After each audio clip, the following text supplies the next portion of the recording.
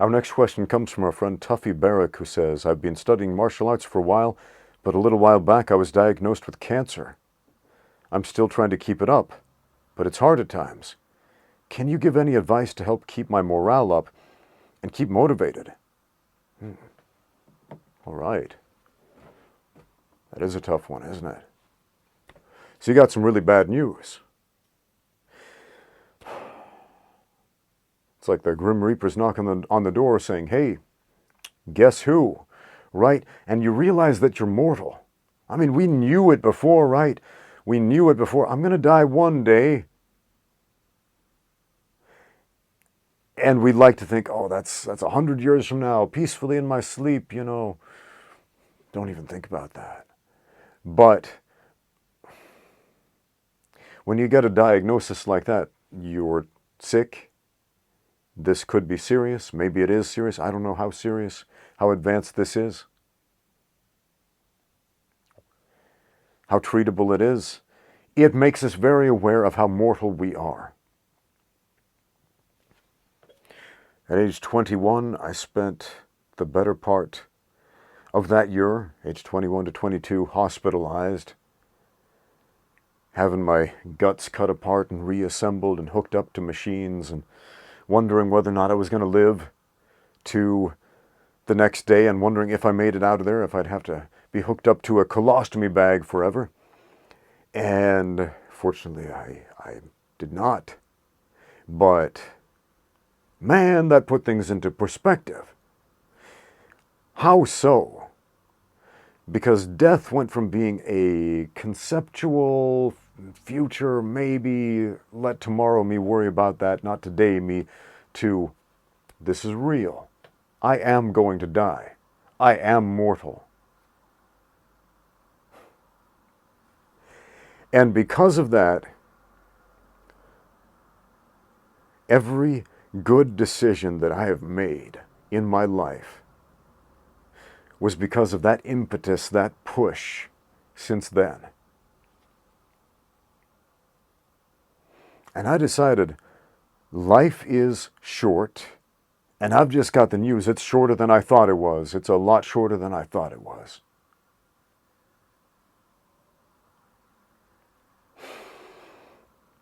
And so I need to use it well. I need to use it wisely. And why not be happy? Isn't that what we're all looking for, right? Some happiness. Why do we get out there to train? Why do we do martial arts? Because we believe that it's going to increase our happiness somehow, right? When we exercise, it makes us feel better. And if you have cancer, why not get out there and train, man? What's the worst that could happen?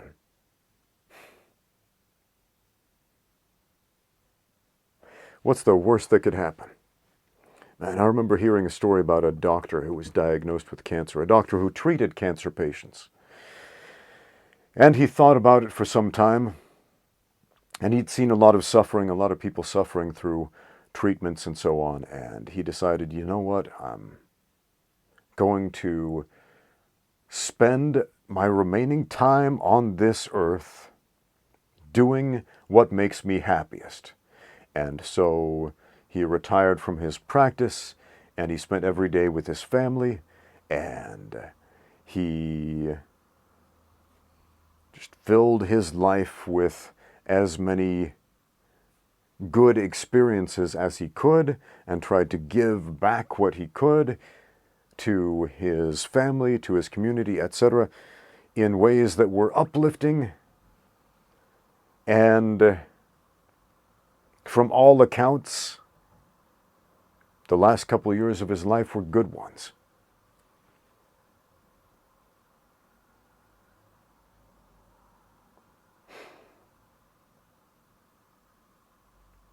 I've said before on this channel that motivation, you asked for motivation. Motivation is belief. So you got to ask yourself, what do you believe, my friend?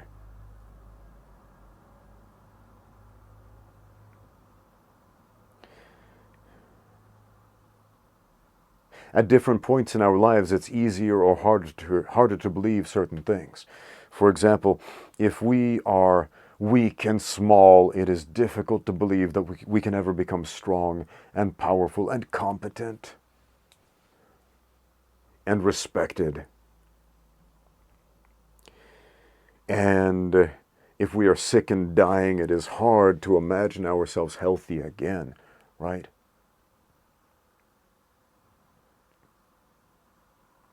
And if all we have experienced is this life and this world, it is hard to imagine anything on the other side, isn't it?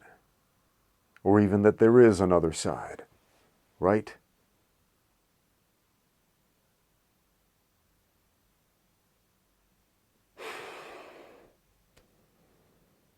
But when we are faced with some bad news, you're dying, or you're ill, or you have a condition that could potentially be hugely problematic in the future, it incites fear.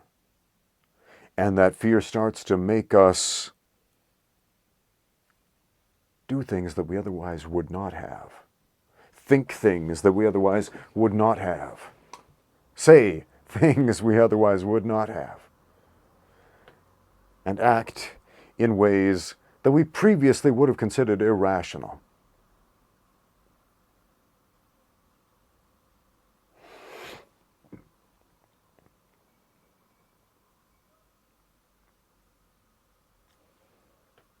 I know a lot of people who've had cancer. Some of them died. Some of them fought through it. But we're all going to die one day, man.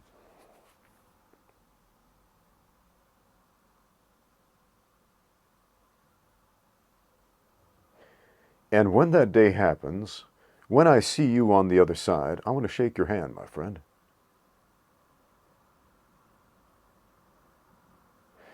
Because one day, man, we're all going to be there.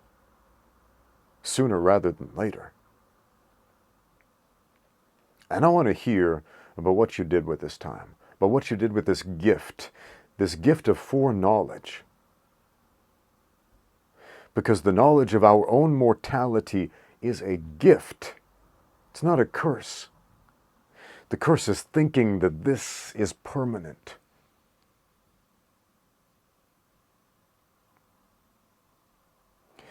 The curse is thinking we're always going to have a tomorrow.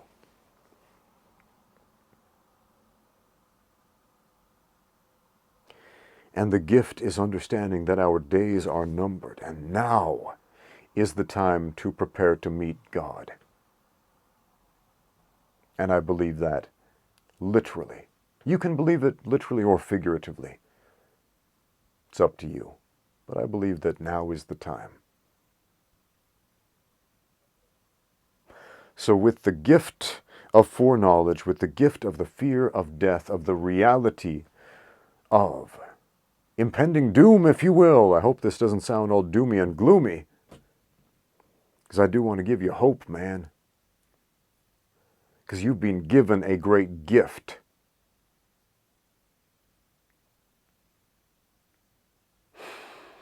A great gift to make sure that every one of the tomorrows that you are given is the best day of your life. And not just another day. And another crummy dollar that you can't take with you.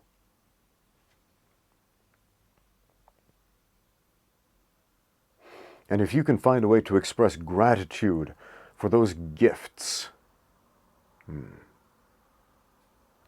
that's the stuff, my friend.